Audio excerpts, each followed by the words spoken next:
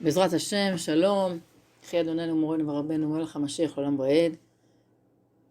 שיעור הערת הפנימיות. היום אנחנו בג' כסלו תשפ"א. השיעור מוקדש לעילוי נשמת משה הכהן עליו השלום בן יעקב ז'ק, נפטר בג' אייר תש"פ. היום האזכרה של 7 חודשים. בעזרת השם שיעמוד לעילוי נשמתו הטהורה והזכה מעלה, ושנזכה לראות אותו בקרוב ממש בהתגלות הרבי מלך המשיח, פה יחד עם כל עם ישראל בבריאות ובשמחה. אמן. אנחנו בפרשת תולדות, אנחנו נקרא בתחילת השיעור משהו שקשור לפרשה, ואחרי זה נמשיך עם מה שעסקנו בו בשיעורים האלה. אנחנו בפרק למד בתניא, עם פירוש של הספר בצור ירום, של הרב יורם מיכאל אברג'ל, זכר צדיק לברכה. אנחנו נמשיך עם איפה שעצרנו, אבל נתחיל עם משהו שקשור לפרשה, מתוך הספר ממתק לשבת, של הרב וילהלם, השליח של הרבי בבנקוק. כללי, צריך לומר שהפרשה עוסקת בענייניו של יעקב ועשיו, ובעצם המהות הפנימית של העניין, על פי תורת החסידות, היא שיעקב ועשיו מסמלים בעצם את שני חלקי הנפש שיש בכל יהודי, הנפש הבהמית והנפש האלוקית, והמאבק ביניהם. אז אני אקרא פה קטע ונדבר על זה מעט, ואחר כך נמשיך עם תניא פרק למד, בעזרת השם. פרשת תולדות מתוך ממתק לשבת. העיירה מז'יבוז' לבשה חג. זוג צעיר עומד להתחתן, והבעל שם טוב יהיה מסדר הקידושין. כל אנשי העיירה התאספו בכיכר וחיכו נרגשים לאירוע הגדול. השעה הגיעה, בעל שם טוב עושה דרכו אל הבמה. בדרכו ניגש הצדיק ליהודי שעומד בקהל, ולוחש באוזנו דבר מה. היהודי מסתובב מיד ומתחיל ללכת. 2 מתלמידי הבעל שם טוב הסתקרנו לדעת מי הוא הצדיק שהרבי ראה לנכון לדבר איתו לפני החופה, והחלו ללכת אחריו. הם ראו אותו מגיע למלון ואורז את חפציו כדי לצאת, עצרו אותו ואמרו לו, אתה לא יכול לברוח מאיתנו, לא תוכל לברוח מאיתנו, תספר לנו מי אתה. אנחנו בטוחים שאתה צדיק נסתר, ראינו כי רבנו הבעל שם טוב שוחח איתך. היהודי הפסיק את מלאכת האריזה, הזמין לו לשבת ואמר להם, לא צדיק אני ולא בן צדיק, אספר לכם את הסיפור. יש לי שכן ושמו יעקב. חברים טובים אנחנו זה שנים רבות. לפני שנה נפרד יעקב מידידיו וממשפחתו ונסע לעיר רחוקה. עבד שנה וחזר עם סכום גדול בידיו. כולם באו לקבל את פניו ולאחל לו הצלחה. כמובן גם אני באתי ועזרתי לו לארח את כולם. לפתע ראיתי על השולחן את הארנק של יעקב ובו כל הכסף שחסך. ואמרתי לעצמי, חסר אחריות שכמותו, ככה משאיר כסף על השולחן בלי שום השגחה, אני חייב ללמד אותו לקח. שמתי את הכסף בכיס ואמרתי לעצמי שיעקב יתחיל לחפש, הוציא את הכסף ואומר לו, יש לך מזל שאני מצאתי את זה. אך כשהחלו החיפושים נהייתה מהומה, וכבר לא היה לי נעים. אמרתי לעצמי, אחכה עד שכולם ילכו ואספר ליעקב. אבל אנשים נשארו כל לילה לעודד אותו, ולא מצאתי הזדמנות נאותה. כך עברו הימים, ולא מצאתי דרך להחזיר את הכסף. עד שהחלטתי שאסע למקום אחר, אשקיע את הכסף בעסק, ועוד כשנה-שנתיים אוכל להחזיר ליעקב הרבה יותר. וכך הוא יסלח לי. יצאתי להתחיל את עסקיי, ובדרך שמעתי על החופה המיוחדת. וכמו כולם עמדתי לראות. אלא שאז הבעל שם טוב ניגש אליי ואמר, המטרה הייתה טובה והגיעה מהצד החיובי שבך, אלא שאז הרע ניצח והשתלט על הטוב. אף פעם לא מאוחר. חזור הביתה והשב את הכסף, ובעזרת השם החבר יאמין לך. אז ממש סיפור יפה שמסביר על העניין של שני החלקים שיש בתוך היהודי, הנפש הבהמית והנפש האלוקית. ואנחנו עכשיו נראה איך זה קשור לפרשה. בפרשתנו נקרא על רבקה עקרה, ויצחק מתפלל איתה לילד. השם שומע לתפילתם, ותהה רבקה אשתו. ממשיכה התורה ומספרת, והתרוצצו הבנים בקרבה, ותאמר אם כן, למה זה אנוכי? בעיון שטחי נראה שרבקה מרגישה תופעות לוואי של ההיריון. מתקשה לסבול אותה, מתחרט על תפילתה לילד. אם לכך כוונתה, דבריה תמוהים. כל אישה יודעת שלהיריון יש תופעות לוואי. ועם זאת, היא אינה מהססת להביא חיים חדשים לעולם. הייתכן שרבקה, שחיכתה שנים ארוכות לילד, ועתה סוף סוף עומדת להפוך להם, תתחרט לפתע? אם כן, מה פשר דבריה? הפרשה ממשיכה לספר, ותלך לדרוש את השם. רבקה מבקשת להבין מה קורה, ויאמר השם לה, שני גויים בבטנך. גברת, יש לך תאומים. רבקה שומעת את התשובה ונרגעת. מדוע? יש מדרש שמסביר יפה מאוד את הסיפור. שעברה רבקה ליד מקומות של תורה, שהייתה בהיריון, כן? שעברה רבקה ליד מקומות של תורה ושל מעשים טובים, הרגישה כי התינוק דוחף לצאת. ואמרה לעצמה, איזה יופי, אני מגדלת צדיק. הוא מרגיש את האנרגיה הטובה. אבל שכמה ימים אחר כך עברה במקומות של עבודה זרה, של מעשים לא טובים, שוב הרגישה דחף של התינוק לצאת. היא נבוכה ואמרה לעצמה, אם אינו יודע בעצמו מה הוא רוצה ונסחף לכל אנרגיה חזקה, טובה או רעה, אולי עדיף שלא להביאו לעולם כלל. אבל כשהיא שמעה שמדובר בשניים, היא נרגעה. לפחות אין כאן פיצול אישיות, כל אחד ממוקד בצד שלו. חשוב לציין באמת שהיא לא הבינה מה קורה, מה יש לה ילד כזה, מה נסגר עם הילד, לאן הוא רוצה לצאת. זה בלבל אותה. אבל ברגע שאמרו לה שזה שני, יש לה תאומים, אז היא כבר הבינה. טוב, עכשיו בפנימיות של התורה. תורת החסידות מסבירה לנו שהסיפור של רבקה הוא בעצם הסיפור שלנו. כל אחד מאיתנו נהנה לפעמים לעשות טוב לזולת. לפעמים מתעורר בנו רצון לתפילה חזקה מעומק הלב או ללימוד תורה שיחבר אותנו. ואז ברגעים טובים שאני מנסה להתבונן בעצמי, אני מרגיש שאני באמת בסדר. אני שואף לטוב ונהנה מהטוב. ואז לפתע מגיעים ימים שאני מוצא את עצמי במקומות אחרים לגמרי. חושב רע על חבר, מתקשה להתחבר למשהו רוחני, שקוע בבוץ חומרני. ואני אומר לעצמי, למה זה אנוכי? מה קורה כאן? מי אני? מדוע אני לא יציב? מדוע אני יציב? האם אני טוב? האם אני רע? או רע? באה התורה ואומרת לי, שני גויים בבטנך. יש לך נפש אלוקית ששואפת לטוב ודוחפת אותך לטוב, ויש לך נפש בהמית שרוצה רק מה שנוח. גם אם הדבר אינו באמת טוב. גם אם הדבר אינו טוב באמת. המלחמה הזו מתחוללת בתוך כל אחד ואחד מאיתנו, כל אחד ברמה שלו. והתורה מגלה לנו שלאום מלאום יאמץ. שניתן יותר כוח לנפש אלוקית, היא תגבר על נפש בהמית, ונוכל להוסיף בטוב בעצמנו ובחלקנו בעולם. זאת אומרת, זה אחד ככה, אחד זה נדנדה, שזה עולה, זה יורד, זה יורד, זה עולה. כבר אני אוסיף משהו. יהי רצון, אומר הרב בספר ממתק לב השבת, שנצליח לעמוד במשימה וניתן את הברכות ליעקב שבתוכנו. וכך נהיה מחוברים תמיד לטוב בגשמיות וברוחניות. אמן. אז כמו שלמדנו בשיעורים קודמים, במה שספר התניא מבאר, זה שבעצם ליהודי יש שתי נפשות, זה מבואר בתחילת ספר התניא, כבר בפרק א', ליהודי יש לו שתי נפשות. ונפש אחת מצד הקליפה וסטרא אחרא, ונפש השנייה היא חלק אלוקא ממעל ממש. והנפשות האלה נמצאות במאבק, מאבק תמידי. ומשל שנתתי, ואני אתן אותו שוב, זה שכמו שיש נגיד נסיך טוב ואיזה עבריין. אם הנסיך נוהג ברכב, הוא נוהג ברכב, אף אחד לא מפריע לו, הוא נוסע לעשות מעשים טובים, לעשות דברים טובים, הוא הולך לחברים טובים. פתאום מגיע העבריין, יושב לו מאחורה במושב האחורי, ומשתלט לו על הרכב. והנסיך מתחיל לצעוק, לא, מה אתה עושה? אז הוא אומר, שקט, שם אותו בבגז', סוגר אותו בבגז', והוא משתלט על הרכב, אז הוא נוסע לחברים שלו, הוא ממשיך לעשות מעשים לא טובים. עכשיו, הנסיך קיים, הוא כן קיים, הוא כל הזמן קיים, אבל הוא בגלות, מה שנקרא, על פי החסידות.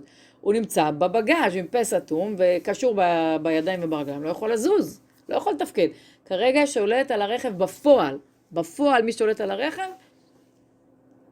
העבריין, הנפש הבהמית. יש שיעורים שקראתי לו עוגי פלצת. למה עוגי פלצת? עוגי אוהב עוגיות, כמה שיותר תאכיל אותו בעוגיות, הוא יהיה יותר גדול, יהיה יותר רעב.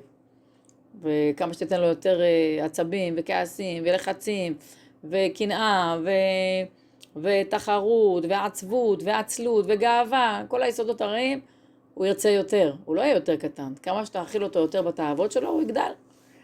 אז הוא שולט. מה קורה? לפעמים הנפש האלוקית כל כך מתגברת, היא מצליחה לצאת מהבגז', להשתלט חזרה על הרכב, ואז היא שמה את הנפש הבהמית בבגז', היא קיימת הנפש הבהמית, העבריין נמצא בבגז', מחכה רק לצאת. נראה כמה זמן תחזיק אותו שם. אז בעצם אלה שני חלקי הנפש שלנו, נפש בהמית ונפש אלוקית, והנפש האלוקית היא רוצה רק טוב, היא שואפת רק לטוב, היא שואפת, היא מתחברת למחשבות של טוב, למעשים של טוב, לדיבורים של טוב, לפי הסדר יותר נכון, מחשבה, דיבור ומעשה. והנפש הבהמית שואפת בדיוק הפוך, יש לה מחשבות של מה שבא לה, יש לה דיבורים מה שבא לה, ויש לה מעשים מה שבא לה. לא קשור אם זה טוב או לא טוב, נכון, לא נכון, ראוי, לא ראוי. היא עושה מה שבראש שלה.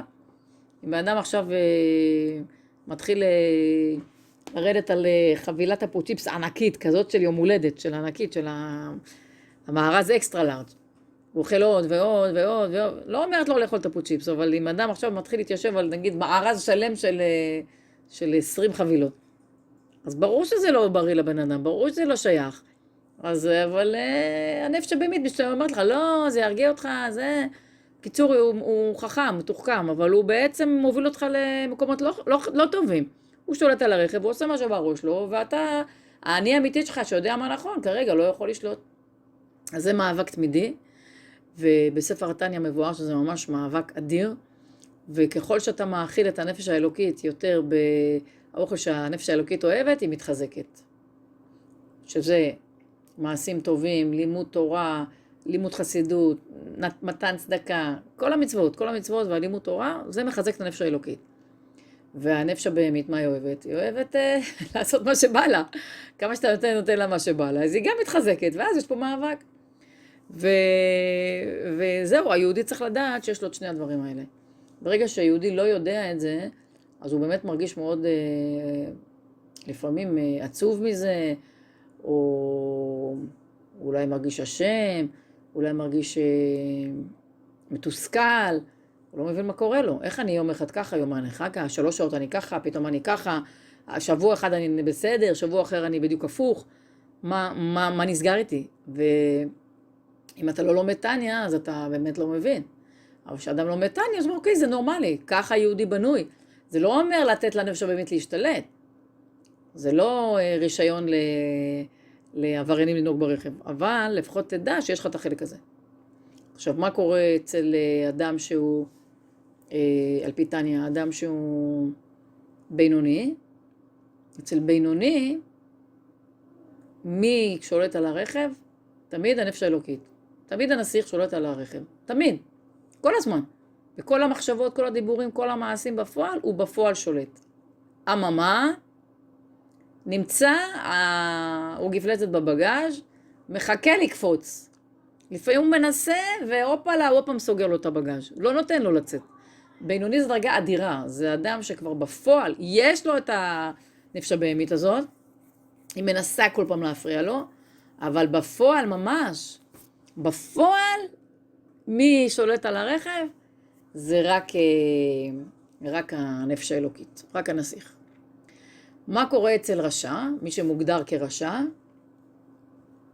ההגדרה של רשע, נלך על הדימוי הזה, זה מי שיש רשע וטוב לו, יש רשע ורע לו, אבל בגדול אצל רשע, רוב הזמן מי ששולט, זה ההוא גפלצת שולט לו על ההגה. יש לו נפש אלוקית, ברור שיש לו נפש אלוקית, כל יהודי יש לו נפש אלוקית, אבל היא נמצאת בבגז'. כמו שהאדמו"ר הזה כן כותב, היא בגלות. היא בגלות, היא נמצאת במקום אין לה נגישות לרכב, אין לה נגישות לכלי שליטה על הרכב. ויש רשע וטוב לו, יש רשע ורע לו. הרשע וטוב לו, איכשהו יש לו לפעמים שליטה, לפעמים הוא מצליח איכשהו ככה לחזור לשליטה, או לפחות יש שם מאבק. הרשע ורע לו זה אחד שכבר השתלט לו לגמרי הגפלצת על ההגה, וכבר זהו, כבר הוא לא אפילו מנסה. זהו, גמרנו, הוא כאילו כביכול נשתת לחלוטין חס ושלום על ידי הכוחות של ההפך הטוב. עכשיו, מה זה צדיק? צדיק זה סיפור אחר לגמרי. אצל צדיק, הנפש הבהמית הפכה כולה לטוב. הפכה כולה לטוב. אין לו כבר יצר הרע. אין לו יצר הרע. לא רק זאת, אלא שהוא עשה התהפכה, כלומר אותו עבריין, הוא הפך אותו לצדיק בפני עצמו. את אותו עבריין הפך לצדיק. זאת אומרת, עכשיו יש לו את הצדיק בבגה, יש לו את הצדיק קדימה, אם שניהם עוזרים אחד לשני, גמרנו. נתתי פעם את ההסבר הזה על ריש לקיש מהתלמוד, שרבי יוחנן בעצם עזר לו לעבור ממצב שהוא עבריין הכי הכי הכי כבד ככה שיש בסביבה, והפך אותו לאחד מגדולי ישראל. ריש לקיש ורבי יוחנן מופיעים בתור חברותא בתלמוד. אמר ריש לקיש, אמר רבי יוחנן, אמר ריש לקיש, רבי יוחנן. אותו ריש לקיש היה ראש העבריינים. אז זה אומר שאצל צדיקים אין להם כבר יצר הרע. אין להם כבר יצר הרע, הם הצליחו להפוך אותו לצדיק. זה אבל דרגה מאוד מאוד גבוהה. באופן עקרוני, ספר תניא מדבר על בינוני, שאצל בינוני, יעקב מנצח את עשיו בקרב. אבל יש את עשיו. עשיו מנסה כל פעם להגיע. עשיו מנסה להיאבק עמו. כמו שבמאבק הזה, שבין יעקב לשרו של עשיו, עד עלות השחר בעצם. זה מאבק שהוא כל הזמן. עד הגאולה האמיתית והשלמה. אצל כל אחד מאיתנו, בגאולה הפרטית שלו, יש מאבק כזה כל הזמן. והפטנט, אם אפשר להגיד פטנט, זה שיש הרבה דברי תורה בראש. שמענו עכשיו שיעור של הרב שטיילברג, שיחיה שבאמת הסביר שהנושא הזה של בתוך המחשבה, אם ממולאת בדברי תורה, לדעת משניות בעל פה, תהילים בעל פה, מאמר חסידות בעל פה, אז זה ברגע האמת, הרי בעת ניסיון, אז הסביר הרב, המוחין, על סמך הבעל שם טוב, יש הסתלקות המוחין, בעצם כביכול, למה האדם נמצא בניסיון? כי בעצם כביכול לוקחים לו את המוחין באותו רגע, ואז הוא חסר אונים. אז ברגע שיש לו את הנשק הזה של הנשק כביכול, של דברי התורה, תהילים, משניות וכו', אז הוא הרבה יותר קל לו להגיע למצב שעוד פעם הוא מצליח להחזיק את המושכות חוזרות אליו. אז בעצם מאוד מומלץ ללמוד פרקי תהילים בעל פה, משניות בעל פה, מאמר חסידות בעל פה. הרב המליץ, כמדומני זה על דעת הרבה, יש מאמר חסידות קצר, שנמצא אצל אדמו"ר הזקן בליקוטי תורה, פרשת קדושים, זה בעמוד למד, זה מאמר, והדרת פני זקן, זה מאמר ממש קצר, אולי 20-30 שורות, שיש אפשרות לתרגל וללמוד אותו בעל פה, וזה חשוב שזה יהיה בתוך המוח, וזה ברגע האמת, זה אחרי אימונים, ברגע האמת שאתה בניסיון, זה עוזר לך יותר מהר לצאת מהבור. כי יש מצב שאתה יכול ליפול לבור לשבוע, חודש, יומיים, 3, ויש מישהו שיפול לבור לשעה ויצליח לצאת במאבק בין יעקב ועשיו. אז ככל שיש לך יותר דברי תורה בתוך הראש, אתה יכול לצאת מזה יותר מהר. ולכן, באמת התורה מצילה ומגנה. לא סתם אומרים שתורה מצילה ומגנה, בכל היבט. אז זה לגבי הפרשה, שבעצם בפרשה אנחנו רואים רבקה היא אנחנו, ובתוכנו יש את שני התאומים האלה, אחים תאומים, שאחד כזה ואחד כזה, אחד פראי, אחד עדין, אחד אוהב ללמוד תורה, השני עוסק בדברים על הפנים. ושימו לב שבעצם יעקב בסופו של דבר קיבל את הברכות של הבכורה, אבל עשיו מחכה לו בסיבוב כל הזמן, זה לא פשוט, זה לא דבר שכאילו כל הזמן, יש לו את הבכורה, אבל יש את המאבק, ובעצם עד הגאולה האמיתית והשלמה, המאבק הזה ממשיך. בכל אופן, אז זה מה שדיברנו על הפרשה, ומה אפשר ללמוד מבחינת פנימיות הנפש שלנו כיהודים. עכשיו אני רוצה לעבור להמשך של פרק ל"ד בתניא. אנחנו בעצם לומדים כל הזמן תניא, עכשיו פרק ל"ד בתניא, אנחנו דיברנו על מעלת הביטול להשם, ושהאבות הן המרכבה, הם יהיו תמיד בביטול להשם, ובן אדם צריך להגיד לעצמו, שהיות קטן שכלי ושורש נשמתי מאכיל להיות מרכבה ומשכן לייחודו יתברך, כי באמת אי אפשר לתפוס את השם, ואני לא יכול להגיע לזה, מה אני עושה? אני אעשה לו משכן, במכון לשבטו להשם. הוא העסק בתלמוד תורה, כפי הפנאי שלי, קביעות עיתים, ביום ובלילה.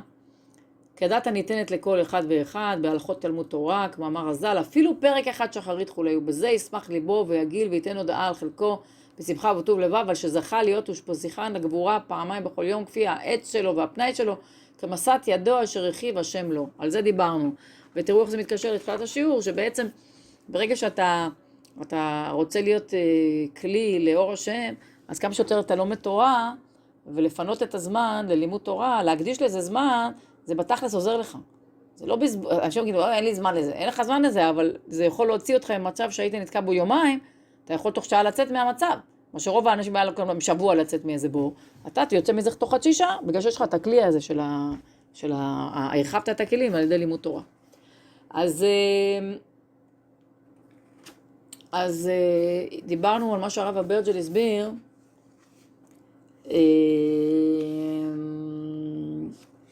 דיברנו על זה שצריך אדם להקדיש כמה שיותר זמן לימוד תורה, ואם אין לו אפשרות, אני חוזרת טיפה אחורה בעמוד 106 בבצור ירום, בכרך זין, שאם אדם ממש רוצה ואין לו אפשרות, אז לפחות שיתרום ויתמוך מכספו ביד רחבה בבני תורה אמיתיים שיושבים ועוסקים בתורה, וזה ייחשב לו, שהוא בעצם לומד תורה. אם אין לו אפשרות בפועל לשבת את הרבע שעה בבוקר, רבע שעה בערב, יש עניין כמובן, אבל אם אין לו, אז הוא יכול לפחות לתמוך בלומדי תורה, וזה נחשב לו.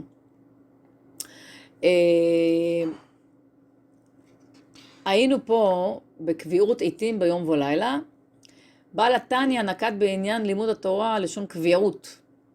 כמו שחז"ל, עכשיו אני אומרת מהפירוש של הרב אברג'ל, כמו שחז"ל נקטו לשון זאת בכמה מקומות, כמו עשה תורתך קבע, קבע, עבוד פ"א, קבעת העיתים לתורה, כיוצא בזה.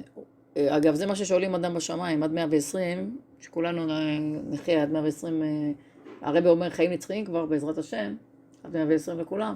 אז בין הדברים הראשונים ששואלים את האדם, בשאלות שהוא עולה למעלה, יש תשאול, יש תחקיר כזה, כן? אז בתחקיר הראשוני שואלים, קבעת העיתים לתורה? צריך להתכונן עם תשובה. אז אם אתה אומר, לא היה לי זמן, הייתי עסוק בזה, רגע, עיוני, אבל יש עניין ללמוד תורה, וזה אחד הדברים הראשונים שואלים אותך בתחקיר. עשית משא ומתן באמונה, ציפית לישועה, חיכית למשיח, זה שאלות, זה פקע לשאלות ששואלים את הבן אדם שהוא מגיע לשמיים, עד 120. אז קבעת העיתים לתורה.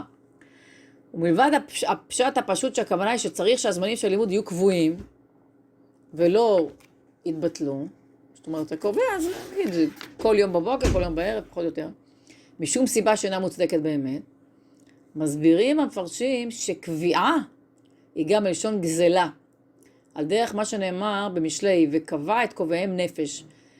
והיינו, שגם אם אין לאדם זמן פנוי, בכל זאת עליו לגזול, כאילו במרכאות, זה לא מרכאות, לגזול מהזמן שלו כדי ללמוד תורה.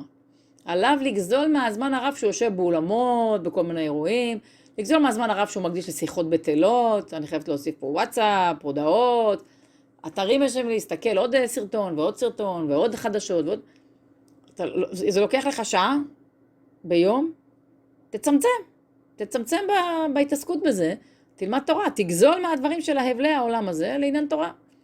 אז לגזול מהזמן הרב שהוא מקדיש לשיחות בטלות שאר עבדי העולם הזה, וכך יתפלל לו זמן יקר ללימוד תורה ביום ובלילה. כדת הניתנה לכל אחד ואחד בהלכות ללמוד תורה. לכל אחד יש מצב שונה משל חברו. לכן גם מידת החיוב שלו בלימוד תורה היא שונה. יש אדם שיש לו הרבה חובות והרבה עול או הרבה טרדות, לכן הוא חייב לעבוד לצורך קיצוי חובותיו וכלכלת ביתו שעות רבות. לא נותר לו ללמוד הרבה זמן, מלבד שעה בבוקר ושעה בערב, אבל יש איזה מינימום, כאילו אם זה אישה אז יכול להיות שפחות, כן, כי יש לה צורכי הבית, אבל גבר זה שעה בבוקר, שעה בערב, בשביל מה אתה חי בכלל? לפי הנסיבות של האיש הזה, כל שעה שהוא יושב ולומד, נחשב בשמיים כמו כמה שעות של לימוד אדם אחר שאין לו טרדות. זאת אומרת, אם אדם אפילו קובע שעה בבוקר, שעה בערב, והוא באמת מאוד עמוס, זה נחשב לו המון, מכיוון שהוא עשה מאמץ אדיר. מאידך, אדם שמציאות חייו מאפשרת לו ללמוד 8 שעות ביום. גם אם הוא ילמד 6 שעות ביום, ידון אותו בשומר על כך שהוא בזבז 2 מחייו על דברים בטלים. זאת אומרת, יש לך אפשרות ללמוד 8 שעות, אין שום דבר שזה, אתה סתם מורח את הזמן שלך.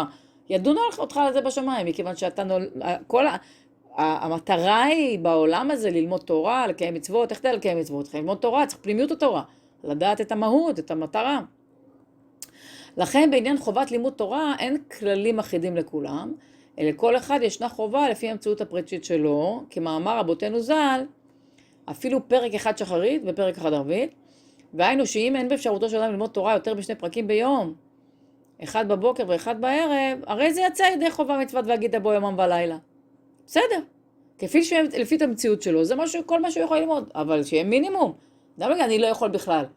סליחה, אתה מקבל את החיים שלך כל שנייה מהקדוש ברוך הוא במתנה, והשם מבקש ללמוד תורה. אז להקדיש זמן בבוקר, להקדיש זמן בלילה, אפילו ללמוד חלק מפרק תניא ביום.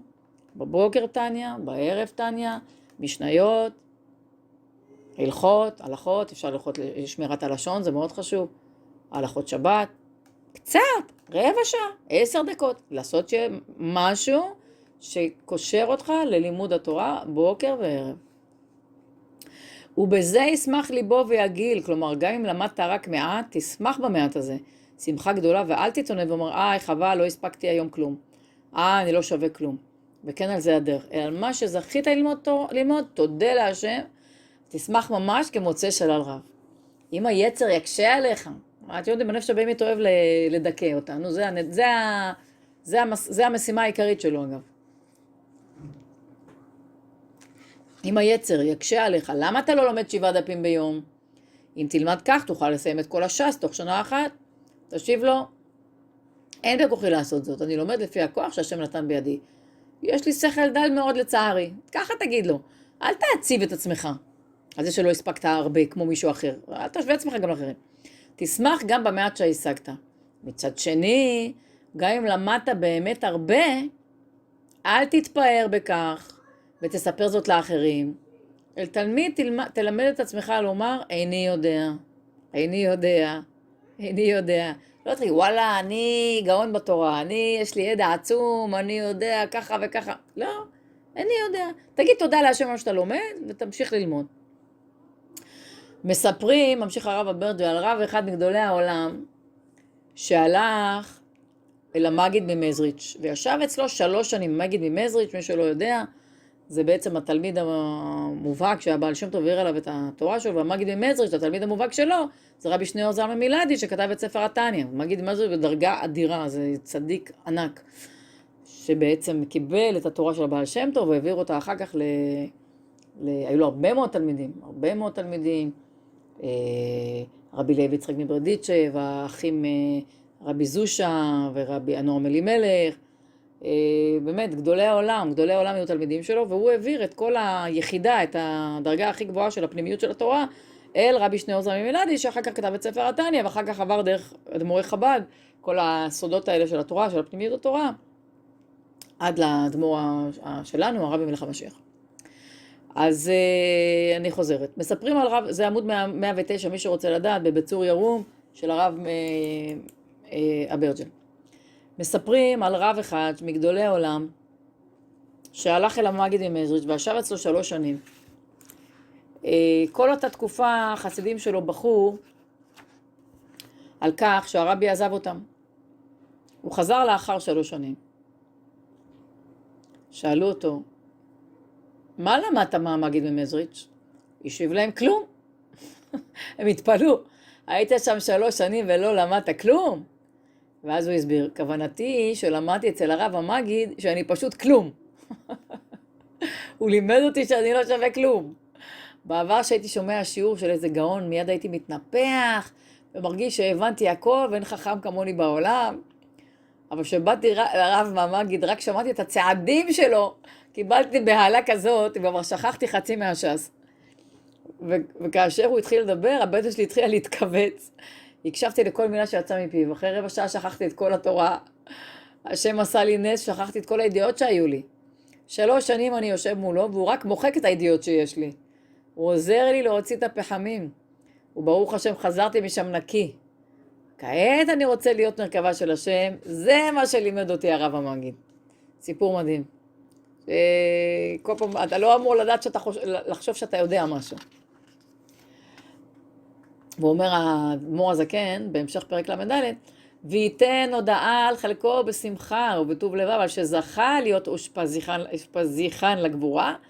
זאת אומרת, המארח, אושפיזין זה בעצם מי שמתארח. אז אושפזיחן הוא זה שהמארח לקדוש ברוך הוא, לגבורה, להשם, פעמיים בכל יום, בבוקר ובערב. אין זכות יותר גדולה מזה שהשם יתברך מסכים להתארח אצל האדם. ולכן יש לו לשמוח בכך שמחה גדולה ועצומה. עכשיו הרב אברג'ל ממשיך בסיפור. יהודי אחד בא לקבל מהבבא סאלי ברכה שיהיו לו בנים. אחר שכבר עברו מספר שנים מאז נשואה, ועדיין לא זכה לזרח של קיימא. הרב השיב לו שעדיין לא הגיע הזמן לכך, אבל הוא רמז לו שבהזדמנות אחרת הוא יברך אותו. הוא ביקש ממנו את הכתובת שלו. הוא מסר לרב את הכתובת שלו ויצא החוצה בפליאה גדולה. בכל זאת, תשובה כזאת הוא לא ציפה לשמוע. זה היה דבר מאוד נדיר שהבבא סאלי יגיד למישהו שיהיה עת רצון הוא יבוא לבקר בביתו. עברה תקופה ארוכה, ופתאום יום אחד אותו יהודי שומע נקישות בדלת ביתו. הוא פתח את הדלת, ולהפתעתו הרבה ראה בפתח את שמשו של הבבא סאלי. סליחה, קראתי לא נכון. ולהפתעתו הרבה הוא ראה בפתח את שמשו של הבבא סאלי. לא הבנתי את ההקשר. חשבתי שמדובר על השמש, על האור של הבבא סאלי. הוא ראה את השמש של הבבא סאלי. השמש אמר לו, הרב נמצא באוטו, והוא מבקש להיכנס אליך ל10 דקות. היהודי התחיל לגמגם, הוא כמעט התעלף ברוב התרגשות, שהבבא סאלי עומד להיכנס לבית שלו. הרב נכנס לבית, ישב, וביקש שיכינו לו כוס תה. הוא שתה את התה במשך כמה דקות, כשסיים אמר לו אותו יהודי, יש כעת עת רצון. בעזרת השם השבוע צריכה לרדת לעולם נשמה קדושה. מכיוון שהבטחתי לך ואני צריך לקיים את הבטחתי, לכן היא תרד אצלך בבית. האם אתה מוכן לקבל אותה? כן, בוודאי שאני מוכן. ברכתו של הרב התקיימה במלואה. הם זכו לחבוק בזרועם תינוק טהור וזך.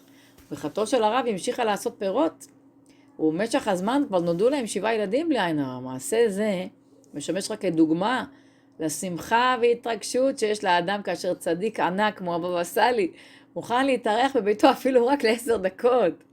ומכך יש ללמוד קל וחומר, איזו שמחה והתרגשות עצומה צריכה להיות לאדם, כאשר הקדוש ברוך הוא בכבודו, וואי זה מרגש, כאשר הקדוש ברוך הוא בכבודו ובעצמו בא להתארח אצלו. תקלטו שיהודי לומד תורה, הקדוש ברוך הוא בכבודו ובעצמו מתארח אצלו. הוא גם אמור להרגיש את זה, את השמחה, את ההתרגשות, שהוא לומד את תורת השם, מלך מלכי המלכים. כשאדם נעשה אשפוזיחן לשכינה, הוא יוכל להבין בדיוק מה השם רוצה ממנו, ומה ישליחותו בעולם. והקדוש ברוך הוא יסייע בידו שלעולם לא יהיה לו קלקול בנשמה חס ושלום, כדי שלא יפסיד את מדרגתו. לכן עליו לשמוח בכך שמחה עצומה. ממשיך האדמו"ר הזקן, ותכף הפירוש, כפי העט שלו, כמסת ידו אשר הרחיב לו השם. זאת אומרת, אתה צריך, תשמח שאתה יכול פעמיים ביום, כפי העט שובה הפנאי שלו, כמסת ידו אשר הרחיב לו השם. תלמד כמה שאתה יכול, כמה שהשם נותן לך ומרחיב לך. יש אנשים שיש להם יותר מדי זמן ללמוד תורה, ויש אנשים שיש להם פחות, יש אנשים שיש להם יותר זמן ללמוד תורה, ויש אנשים שיש להם פחות זמן ללמוד תורה. העיקר הוא שכל אחד ינצל את הזמן שיש לו היטב היטב. לכן אני אומרת, חבר'ה, תרדו קצת לרדת קצת מכל מיני אתרים שבזבזים זמן. לא יודעת מה, פייסבוקים, שמייסבוקים, וואטסאפים. לצמצם, זה לא כזה הכרחי. מה שהכרחי, הכרחי. לא כל אחד מאיתנו ראש ממשלת צרפת. לא כל שנייה צריך אותנו. אפשר גם הודעות פשוטות, אפשר לצמצם את הזמן, אפשר לקבוע שרק פעם ביום לתקופה מסוימת מסתכלים. אז יש שם כל כך מבזבזי זמן, שהם באו כביכול להקל וכביכול להוריד מאיתנו לחסוך לנו זמן, ובעצם זה מבזבז מלא זמן. תסתכלו על זה ותתבוננו בזה ותראו. אז העיקר שכל אחד ינצל את הזמן שיש לו היטב היטב. כשיהודי יושב שעה, שעתיים, לומד ללא הפסקה גמרא, משנה, זוהר הקדוש, מאמר חסידות, בשמחה ובדבקות, ובגלל שהשעתיים הללו היו כל כך יפות בזכות וזכות, הרי זה כמו שהוא למד 20 שעות. כאילו הוא למד 20 שעות. כי בשמיים לא בודקים את הכמות והזמן שאדם למד, את האיכות של הלימוד. כמו שאמרו חז"ל, מנחות, אחד המרבה ואחד הממעיט, ובלבד שיכוון ליבו לשמיים. אם אתה יושב, וואי, איזה באסה, אני צריך ללמוד עכשיו פרק תניא, ואתה כזה טה-טה-טה-טה-טה-טה-טה, קורא את זה כזה במכניות. אז איפה האיכות פה? אין איכות, זה סתם, אתה אומר כאילו טקסט, זה לא... ועל דרך משל, 100 גרם זהב שווים יותר מכמה מסעיות של חול ים. כי השווי נמדד לפי איכותו של הדבר, ולא לפי כמותו, כך גם ברוחניות. אצל הקדוש ברוך הוא לימוד מועט, הנלמד בטהרה ובמידות טובות ולשם שמיים, חשוב יותר מאשר לימוד מרובה, מעורב פסולת ושיגים וכוונות זרות. והעד לזה דואג האדומי מהתנ"ך, שאף על פי שלמד את כל התורה כולה, בכל זאת, לבסוף אפילו חלק לעולם הבא אין לו, כיוון שלמד תורה עם מידות רעות ושנאת חינם. חשוב לדעת את זה. הוא למד תורה, אבל היו לו מידות רעות, ואילו הייתה לו שנאת חינם, אז אפילו חלק לעולם הבא אין לו. זה לא עצם זה שאתה לומד תורה. תורה זה תורתו של השם, אבל אתה צריך להיות עם מידות טובות. כמובן שהתורה עצמה גם מזככת את המידות שלך, מתקן את המידות שלך, ואתה צריך לרצות לתקן את המידות שלך. ואם הוא חושב בליבו ומחליט באמת שאם ירחיב השם לו עוד, ויהיה לו יותר פנאי ללמוד תורה, הוא יקדיש יותר זמן ללמוד תורה, ומילא הקדוש ברוך הוא יעזור שבאמת יתקיים מחשבתו, והשם ירחיב לו את האפשרויות הכלכליות, כך שלא יצטרך להקדיש כל כך הרבה שעות לצורך הפרנסה, ובאמת יהיה לו יותר פנאי. הרי הקדוש ברוך הוא מנהל פה את כל העניינים. סליחה שאני מתערבת באמצע השיעור. הקדוש ברוך הוא מנהל את כל העניינים. הקדוש ברוך הוא מחליט מאיפה הפרנסה תבוא ומאיזה פרנסה תבוא, וכמה שעות תעבוד וכמה שעות לא תעבוד. הרי כתוב שהמזונות של האדם נקצבים לו מראש השנה עד ראש השנה. ובראש השנה אתה יכול לבקש השם תעזור לי שיהיה לי קצת יותר אפשרות ללמוד תורה. וכמה שאדם לוקח עצמו יותר מאמצים מצד הקדושה, אז הקדוש ברוך הוא מוריד ממנו. כתוב גם מסכת אבות. שכל מי שלוקח עצמו עול, עניין של עול שמיים, אז מורידים ממנו את הדרך אחרת. מורידים ממנו את העומס הגשמי, היומיומי, הטרדות הקטנות האלה. הרי השם מנהל פה את כל העניינים. אם אתה באמת רוצה, תגיד השם תעזור לי, תוריד ממני כמה, תסדר לי כל מיני עניינים. הקדוש ברוך הוא מסדר הכל. אם יש תור בביטוח לאומי שלוקח לך 5 שעות, או אתה מחכה בתור בטלפון 20 אנשים, אם השם רוצה, הוא מקפיץ אותך לתור השני, הוא מקצר לך את התור לחצי שעה, אתה חוסר זמן במקום אחר, רק הבעיה בשביל הקדוש ברוך הוא לסדר את העניינים, כל הפיקסלים אצלו, הוא משנה את המציאות איך שהוא רוצה. ובכל רגע, בכל רגע. אז אם אני סיימתי עכשיו להפריע, נחזור לרב אברג'ל. ואם הוא חושב בליבו, הוא מחליט באמת שאם ירחיב השם לו עוד, ויהיה לו יותר פנאי ללמוד תורה, אז הוא יקדיש יותר זמן ללמוד תורה. במילא הקדוש ברוך הוא יעזור לו, שבאמת יתקיים מחשבתו, והשם ירחיב לו אפשרות כלכליות. כך שלא יצטרך להקדיש כל כך הרבה שעות לצורך הפרנסה, באמת יהיה לו יותר פנאי. אזי טהור ידיים יוסיף אומץ, זה מספר איוב, י"ז. כלומר, ככל שאדם טהור יותר, כך נותנים לו מהשמיים יותר כוחות להוסיף חיזוק בתורה ובעבודת השם. ככל שהאדם מקדש את עצמו מלמטה, כך מאמצים את כוחו מלמעלה ומסייעים בידו להתקדש עוד ועוד. כשהאדם, כמבואר בגמרא, כאן נקרא את הערת שוליים פה 51, כמבואר בגמרא, מסכת יומא, למ"ט, עמוד א', תנו רבנן, והתקדשתם והייתם קדושים, זה מויקרא י"א, אדם מקדש עצמו מעט, מקדשים אותו הרבה. התקדשתם מעט והייתם קדושים הרבה, הבא להיטהר מסייעים אותו. מלמטה מקדשים אותו מלמעלה, זאת אומרת, מי שמנסה מלמטה להיטהר, אז מקדשים אותו מלמעלה. מלמטה מקדשים אותו מלמעלה, בעולם הזה מקדשים אותו לעולם הבא. ואני מוסיפה רגע פה משהו מאוד מעניין, מאור החיים קדוש. הוא ראה מה שכתב האור החיים הקדוש, על ויקרא י"א מ"ד, והתקדשתם גומר, פירוש, אם אתם מתקדשים, אני אקדש אתכם לבא להיכנס לגופכם דבר שיקוץ, זאת אומרת, המאכלים גם לא ראויים. על דרך אומרם חולין, אין הקדוש ברוך הוא מביא חולי, וכל שכן צדיקים עצמן, והעמידו התושות מאמר הזה בדבר איסור הנכנס לגופו של אדם, כי הקדוש ברוך הוא ישמרהו בזה. עוד ירצה והתקדשתם, תעשו גדרים וסגים לבל תטמאו, ובזה אני מבטיחם שתהיו קדושים. הרי הבן אדם יכול לא לעשות גדרים, פתאום הוא רואה איזה מראה לא לעניין. אבל מי בעצם שומר? אם אתה עושה מאמצים, אז השם יקדש אותך, והוא יגרום לזה שבדיוק כשיש את הפרסומת הקופצת הלא ראויה, אתה לא תראה אותה. ופתאום עובר בן אדם ברחוב כך וכך וכך, אתה לא תראה את זה. השם יסובב את כל הסיבות ככה שאתה תהיה מקודש. שתזכה לראות רק דברים טהורים. שתזכה לאכול רק דברים טהורים. הרי אתה יכול לשמור, ופתאום חס ושלום לאכול איזה משהו באיזה מקום שלא שמור, ויש שם איזה משהו שהוא רמסים, שקצים, השם ישמור, שלא בררו את זה כמו שצריך. אבל אם אתה מתקדש ומשתדל ועושה, אז השם יעשה שלא תבוא תקלה תחת ידך ותאכל רק דברים טהורים. אז זה מאוד מאוד מאוד מאוד חשוב העניין הזה, שאם אדם מקדש את עצמו, מקדשים אותו הרבה מלמעלה. ועוד, כשאדם מתחזק מאוד למטה, גם הקדוש ברוך הוא שולח לו את הברכה מלמעלה. כי הקדוש ברוך הוא לא יפתח דלת למישהו אם הוא לא יעשה מעצמו כמה צעדים.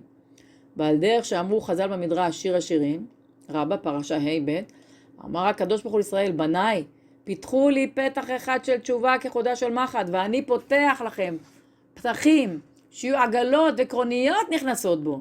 על האדם להתאמץ ולהקדיש יותר זמן ללימוד. אסור שהלימוד יהיה חלש ויהיה בו רפיון חס ושלום. אדם צריך לקבוע לעצמו זמני לימוד שיהיו חזקים וקבועים כמו מסמר. כלומר, תראו עוד פעם, אני קוראת מה שהרב אברג'ל אומר, זכר צדיק לברכה, וכל אחד יעשה את זה ביכולת שלו, כן? אם אדם אומר אני יכול 10 דקות, שיעשה 10 דקות, אבל להשתדל שיהיה זמן קבוע, ואז זה בנפש יש קביעות, שאתה אומר אני לא עובר יום בלי לקרוא עכשיו את ההלכה הזאת. בלי נדר, כמובן להגיד בלי נדר, זה מאוד חשוב. תלוי בנסיבות של הבן אדם, אם זה אימא עם הרבה ילדים, שתהיה בריאה, אז כל מה שהיא עושה זה תורה, כל מה שהיא עושה זה קדושה, אבל בכל זאת להוסיף משהו אם אפשר, מדי פעם. אולי במקום איזה סרטון של לצפות בוואטסאפ, יש סרטונים נורא מעניינים, אבל בכל זאת ללמוד הלכה בזמן הזה, אם אפשר. כלומר, כמו שקשה לי מאוד לשלוף מסמר שהוא תקוע חזק, כך יהיה מאוד קשה להזיז אותו מזמני האלימות שקבע לעצמו, יהיה מה שיהיה. אם לא תלך עם עצמך בעקשנות, לא תשיג מאומה. אם לא תפעיל לצורך עבודת השם את כל הכוחות האפשריים, לא תצליח להשיג שום דבר. צריך ממש למסור נפש על התורה. אם יתפנה לך יותר זמן ללמוד, תוסיף לעצמך כמה תוכניות לימודיות. אם כשהיית לומד שעה, היית מוסיף את הדף היומי, שיתווסף לך זמן תוסיף עוד דף, או שתחזור על מה שלמדת, או שללמוד הלכה. בקיצור, להיות עקשן. אני לא ארחיב עכשיו. הרעיון היא להיות עקשן. עקשנות זה תכונה טובה אם היא הולכת לקדושה. היא תכונה לא טובה אם היא הולכת לדברים של ההפך לקדושה. אני חייב את העוגה הזאת דווקא במסעדה הזאת, ואם אין, אני אחס עליהם ואני אפנה למנהל. על מה אתה מתעקש, עיוני? על מה? על עוגה. אתה יכול לא לאכול עוגה אחרת, אתה יכול גם לא לאכול עוגה. תתעקש על דברי תורה, שהעקשנות של היהודי, במיוחד אם זה מישהו מאוד עקשן, שילך על דברי תורה, ואז השם יפתח לו הרבה פתחים. אז בעזרת השם, אנחנו הגענו לעמוד 113, בצור ירום, חלק ז', אנחנו ממשיכים עם פרק למד בתניא, ואנחנו בעזרת השם, נמשיך בעזרת השם בפעם הבאה, אנחנו נעשה סיכום, דיברנו על זה שאנחנו בפרשת תולדות, יעקב ועשיו בקרבנו, התאומים מתרוצצים בביתנה, אחד רוצה זה, אחד רוצה זה, אחד נפש בהמית עושה מה שבראש לה, נפש אלוקית, היא הולכת על פי תורה, מצוות, מעשים טובים, רוצה להיות דבוקה בהשם יתברך, שהוא מקור החיות של הכל, והוא מחיה את העולם בכל שנייה מחדש, כל השאר זה תכלס זה הבל הבלים. אז אנחנו צריכים לדעת שיש מאבק בקרבנו, ולהשתדל להידבק יותר בצד האלוקי, זה על ידי לימוד תורה, שיהיה קביעות, לנסות שיהיה בוקר ערב לפחות, ללמוד משהו קטן. כמובן תפילה, מה שאדם יכול. הקביעות בתורה היא נותנת הרבה כוח לנפש האלוקית. צדקה, מעשים טובים, כל המצוות, כל מצווה שאתה עושה נותן כוח בנפש האלוקית. וזה מאבק, שרדה שזה מאבק. אתה יום אחד פה מצליח, עוד נותן צדקה, עושה מעשים טובים, משתדל, מתקן מידות, וזה הולך לך, ופתאום למחרת אתה גליצ'ה למטה, איזה ייאוש, אתה אומר, מה זה ייאוש הזה, מה קרה לי? זה המשחק, אין מה לעשות. ואם אתה מתייאש, זה בדיוק מה שההוא גפלצת מחפש לייאש אותך, כי פה הוא מפיל אותך, רבי נחמן הרבה מדבר על זה. אין ייאוש בעולם, ברגע שיהודי נופל בעבירה, הדבר הכי גרוע זה העצבות והייאוש שבא אחרי זה, מכיוון שאז אתה מיואש, אומר, יאללה, הנה, אתה כבר, אתה אפס, אתה כזה גרוע, תראה, יאללה, אז תעשה את זה, תעשה את זה, מה, גם ככה אתה לא שווה כלום. אבל אם אתה אומר, לא, בסדר, הייתה לי נפילה, אני קם, אתה חייב להגיד את זה לעצמך, כי אחרת אתה בקלות מדרדר, חס ושלום, כן? אז כל פעם לחזור לאיזה עוגן, ללמוד שיעור תורה. יש שיעורי תורה מדהימים, פשוט מדהימים. אני אגיד לכם, יש שיעורי תורה מדהימים לנשים. קודם כל בהידברות יש שיעורי תורה מעולים. יש חב"ד, קודם כל אפשר להיכנס לאתר של חב"ד אינפו. חב"ד אינפו, לרשום חב"ד אינפו, יש המון שיעורי תורה במסגרת לגלגל שם בפנים, יש שיעורי תורה, יש הרצאות, יש מלא דברים. יש את אתר הידברות, שיש לו מלא שיעורי תורה. יש שיעורי תורה לנשים, יש בפנימיות ברמת אביב, תסתכלו, יש להם ערוץ של פנימיות ברמת אביב. יש שם שיעורים של הרב שניילברג, יש שיעורים של הרב לירז, בניסטית, שיעורים מדהימים, שיעורים לנשים. אבל אני מניחה שאם זה בערוץ ומישהו רוצה לצפות בזה, הוא יכול כבר לצפות בזה. זה כבר מוקלט. אני מניחה שזה, אלה אם כן זה רק כניסה לנשים, אני לא רוצה להגיד משהו לא מדויק. יכול להיות שזה בעצם רק לנשים, כי יש נשים ששואלות שאלות בשיעורים, וגם אולי, יכול להיות שזה רק לנשים. אבל בכל אופן, אישה שתחפש שיעורים לנשים, גבר שתחפש שיעורים לגברים, יש שיעורים שמתאימים גם לקהל הזה וגם לקהל הזה. מה שלא יהיה, לחפש מישהו שאוהבים לשמוע, או לצפות, או ללמוד לבד מספר, זה לא משנה, זה לא יהיה תירוצים. אפשר למצוא משהו שמרגש אותך, משמח אותך, מלהיב אותך, מדביק אותך לקדוש ברוך הוא. אז שיהיה תמיד נהיה דבוקים בהשם יתברך, ושכל עם ישראל יזכה לבשורות טובות, ישועות ונחמות, שנזכה שהשם יסיר הנגף מעל עם ישראל ומעל העולם כולו, ותתקרב הגאולה בקרוב ממש. אנחנו בתהליכים מאוד מתקדמים של הלידה, לקראת הלידה של העולם החדש, שמשיח צדקנו מתגלה, ולמעשה הוא כבר מתגלה. אנחנו עוברים תהליכים לא פשוטים ומאחלים שכל עם ישראל יזכה לבריאות איתנה, שמירה, הגנה רוחנית וגשמית, שיהיה אהבה בינינו, אמן כן יהי רצון, שלהשתדל לא להיכנס למחלוקות, בוודאי לא בעניינים, לא לדבר על אף מגזר לדבר רק טוב על יהודים. רואים מחלוקת פה או שם, מדברים בחדשות, לא להקשיב, לא להיות חלק מזה. פשוט לסנגר על כל יהודי ויהודי שעושה כמיטב יכולתו, וזה מה שהוא מסוגל לראות כרגע, זה הכל. לאהוב יהודים, לבקש מהשם שכל היהודים יזכו להתקרב לתורה, למצוות, מעשים טובים, ושנזכה לגאולה אמיתית והשלמה בקרוב ממש. יחי אדוננו, מורנו ורבנו, מלך המשיח לעולם ועד. אנחנו מעלים את השיעורים לערוץ יוטיוב שלנו, הערת הפנימיות. אפשר להתעדכן שם, אפשר להירשם כמנוי ולקבל עדכונים לשיעורים. תודה רבה לכל המאזינים. יחי המלך המשיח.